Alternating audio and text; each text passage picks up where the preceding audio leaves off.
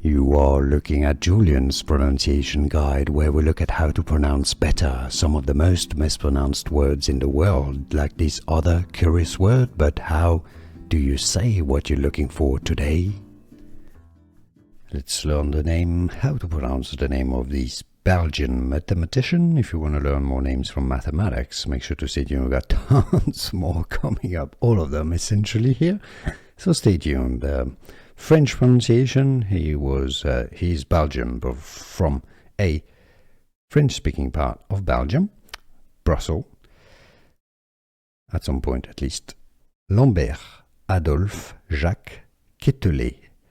Lambert Adolphe Jacques Quételet, or Adolphe Quételet. Adolphe Quételet. In English you can say it as Adolphe Quételet.